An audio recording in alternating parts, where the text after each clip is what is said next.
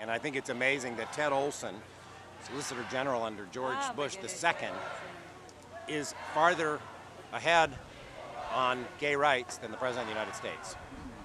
Do you feel that it's a trustworthy thing to have them kicking you? I do. I trust. It turns out I've actually known Mr. Olson for a long time through other means. But look, these are very high-powered lawyers, Boies and Olson, and they're taking on a case. And I got to tell you something. Somebody is going to take this to the federal courts. They won't be kept under control, whether it should or shouldn't be. And I'd rather have these guys do it than anybody else. I mean, I would trust the two of them with my fate in the federal court. I think that the president made a promise. The president made a promise when he made his speeches about hope. I bought that promise. I still buy that promise. The president made a promise to make America stronger and to bring us all together. And it's his obligation now to live up to that promise and to stop things like Don't Ask, Don't Tell, to repeal DOMA, and really to lead us in having full federal equal rights. I don't think we wait a day. That's why we're here tonight. We don't wait a minute. The president's over there in the Beverly Hilton. We're over here outside, and we're going to present a petition signed by 140,000 people saying, please don't fire Daniel Choi. Please repeal Don't Ask, Don't Tell. Start living up to some of the promises to all of us, not just to a certain part of America. This will make America stronger. There's no question that repealing Don't Ask, Don't Tell, that making DOMA disappear, that leading on human rights in America will make the country stronger. It always does. I'm Rick Jacobs. I'm the chair and founder of the Courage Campaign. We're 700,000 strong, and we're here to make California more progressive and more governable. You can't have a progressive state if the initiative system in the Constitution can be used to take rights away from people. And we know this state's not governable, but we're going to fix all that. We're here tonight because this is the week of California. This is the week of California leading the march to take our rights back. You see, the fight to take our rights back began with all of you on November 5th.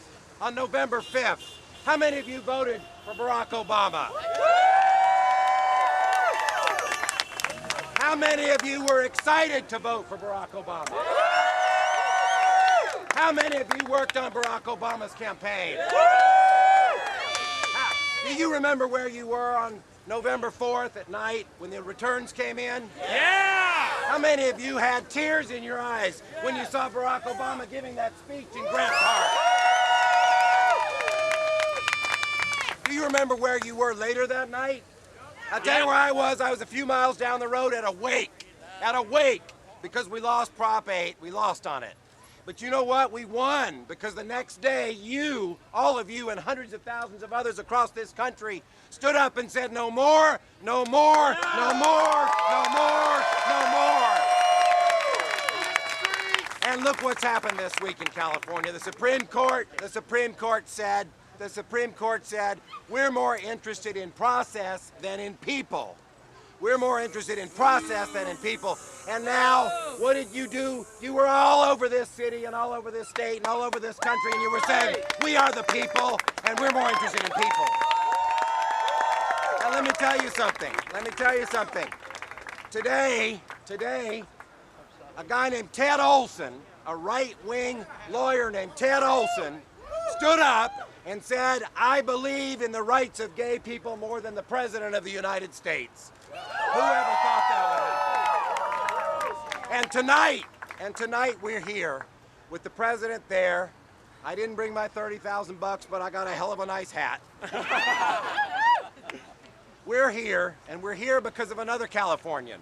We're here because of a lieutenant from Orange County, California. A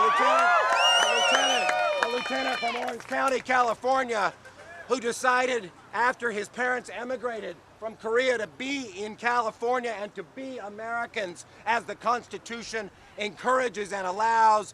That lieutenant then decided to serve his country, and he entered West Point. Lieutenant Dan! He entered West Point. And not only did he enter West Point, he learned Arabic. And not only did he learn Arabic, he learned about water. And not only did he learn about water, he spent 15 months 15 months in the Triangle of Death, which is not where the Beverly Hills police seem to think it is right now.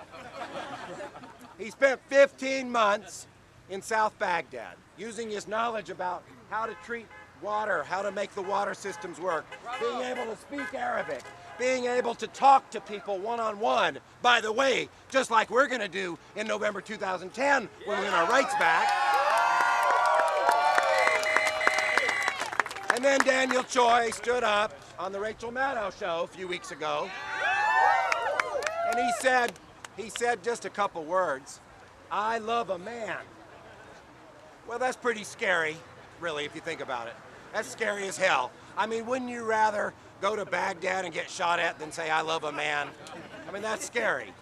But for that, he got fired. And you all stood up, and you all got fired up, and you wrote a letter that reads like this. You said, "Dear Mr. President, the time has come to end discrimination in our armed forces.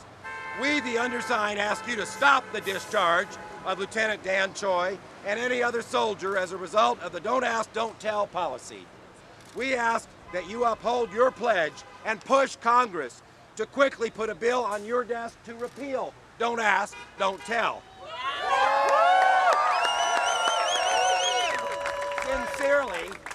Sincerely, 140,860 people.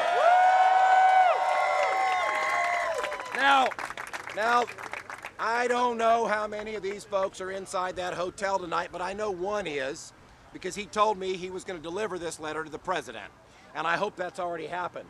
And I hope that the president will send somebody here to see Lieutenant Choi and to see what 140,860 signatures look like, and to see what people who like this president want him to do, expect him to do, need him to do, because the only way anybody in this country's ever gotten their rights is not even to rely on somebody we like and trust. It's to rely on ourselves. And guess what? Guess what? That's the only way it's going to happen this time. But we're going to make sure that our president hears us, sees us, leads us, and if he doesn't, we're going to lead him. Ladies and gentlemen.